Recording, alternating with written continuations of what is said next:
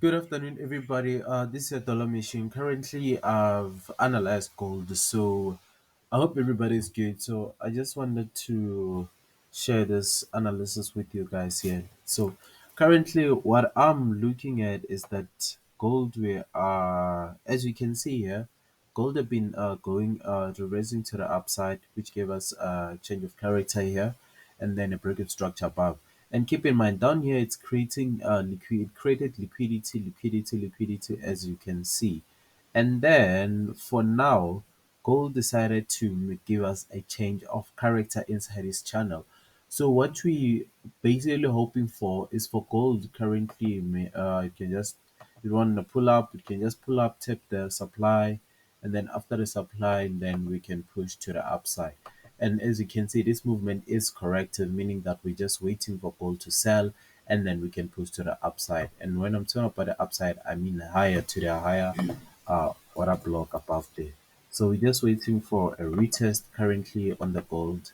Then that's when we're gonna conclude on how we're gonna be trading. So this is how gold looks like. This is how it's looking like. This, as you can see here, our demand is there. And then we can need to push further up so that we can have the cells. And like I always say, you can use trend lines to find further confirmations of your sell. As you can see here, it will be our third touch, which is gonna give us more momentum to sell gold, because gold, after all, is in a bearish movement right now. We're just trading inside the trend. Like I always say, you will trade inside the trend and you will see a lot of change of characters as the market moves, but focus on the bigger time frame. That's the full market view. It tells what's gonna be happening. Just like you can see gold just went down, and then again change of character. Then after that, liquidity, change of character. Now we just want to retest here on the supply here, then we can go down further, because it tested on the supply and gave us a change of character, meaning that it's highly valid. So the other pair which I wanted us to check is NES 100. And keep in mind, gold can sell to the downside because already we have taken their supply. So that's the thing. So on this 100, okay, there's my analysis. This 100, the way I'm looking at it currently, it's for it to be bullish, guys. Ness needs to be bullish. The way I'm looking at it here, it's telling me that Ness is bullish. I don't see a bearish market structure on Ness yet. Let me show you what I'm talking about. As you can see, Nets have been busy breaking structures. As you can see, same as here, we just had a small pullback. After that small pullback, we get a change of character and then we push further high. Just like here, break of structure. So right now, we're just waiting for the break of structure of Nets above in order to close our trades so that we can look for reversal patterns at some point. But for now, Ness is bullish. Although we might be selling because I also have this other analysis here, meaning that the profits, I'm gonna close them here. I'm gonna make sure I close the profit somewhere here because I've already taken the buys. Because there's another possibility that Ness might break above, and there's also this possibility here that Ness might sell. You see, wait for the analysis to load. Okay, as you can see right now, we're just waiting for the market to tap the supply over there. We've already retested here. So here we have a change of character, as you can see, which we the analysis I consider it too much. Those buys, I'm gonna close them because the market is bearish due to the change of character. I was just showing you that analysis which I was using. So currently we're expecting Nasdaq to sell towards the downside as it taps in here, meaning that to wait for the half past three candlestick to take it out, and then so that we can buy that to the downside with the cells. And the other pair it's USDT. Let me show you USDT also. Currently on USDT, it's supposed to be pushing further high. That's how I'm expecting it to play. I'm expecting it to push further high at least to here so that we can tap the supply. Same as NES whenever, because you guys love using correlation. So I guess today it's gonna work out because that's what you see. USDT is bearish. You see it's bearish, but it can make change of characters within all these things. So right now we just need to wait for USDT to tap here so that we can take the sells and then take the buys and decide. The other one which I've analyzed, it's which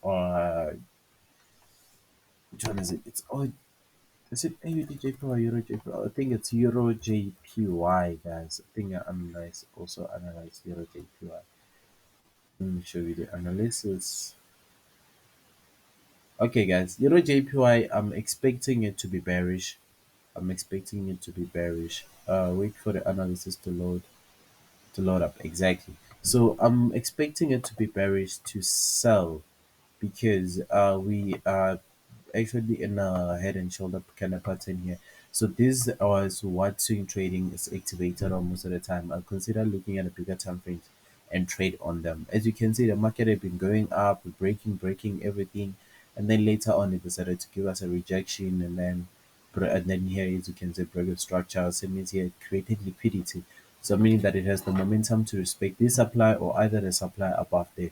We just need to wait for the market to give us confirmation. But basically, right now, what I've seen is that this Euro JPY is currently rejecting it, so that's why we're focusing more on the sells than on the buys. Meaning that after it gives us a change of character here, we just gonna be looking for more entries inside a point. So the other analysis, it's audio JPY. Is the other one is audio JPY as far as I remember. So, this one, what's happening on this one? What's happening? I even forgot about it. Oh, yeah. Oh, this one, I'm expecting it to come back and tap this demand here.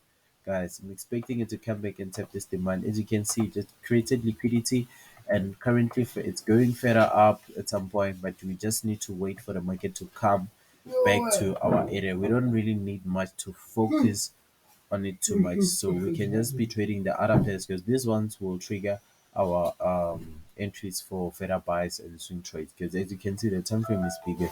So we just need to wait for this one to push further downside because I can see that also if I use a trend line, you see here it needs to reject at some point for the third touch. Although it's 1 2, but these ones are just equal highs. So that's liquidity, and then it needs to sell, and then after selling then you can take the buys. And keep in mind, before you sell, always analyze and check the info, the data which is here. Because if you don't check the data which is here, you can just pull, clear the liquidity, and then take the supply over there, and then decide to come back because the market after all. So another one which I think I'll analyze. Is it? Oh, this one, yeah, it's supposed to be bearish. It's supposed to be bearish, exactly.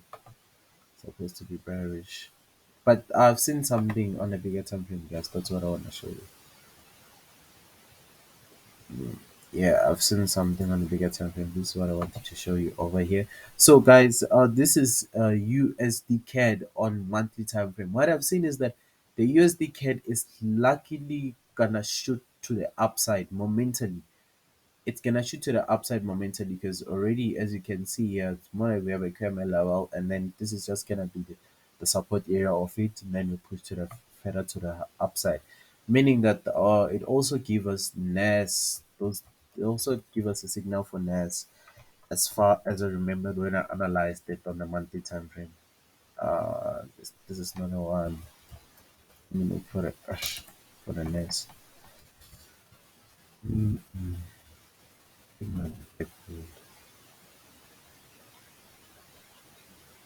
it's not the one. I even forgot where I placed that analysis.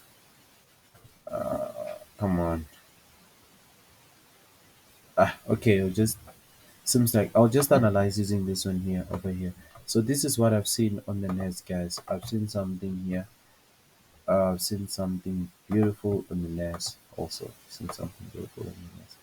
Nest is likely to be a market which is bullish according to the way it's sitting because this flag, as you can see, it corresponds with the low down there as the market started for the next. Let me just make it to look very clear, as you can see. So currently we have two relative lows and we are moving in a bullish market. So currently Nasdaq needs to go back to the bullish structure so that we can shoot to the upside and then reverse back to the downside because this is the market after all. So this is what I wanted to show you, those two analyses for USDCAD and then NES, just to show you how we're gonna be anticipating to trade them as time goes on. So this one is bullish, we can see that, and also the other one for USD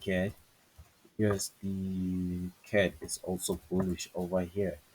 So this one, guys, you need to be really smart about it. If you miss it, myself personally, I just want to trade this thing. Man, I don't want to waste time. I want to hold from here until I think it's a period for 2025, 2025, 2026, according to this guy, because we need to come back and take out this high. We need to come back and take out this high over there. So that's the thing. So currently, that's what I want. That's what I had for the new excision, guys. And I'm gonna also make an update video about how gold is playing out and the other analysis later on the week. So yeah, I'm signing out.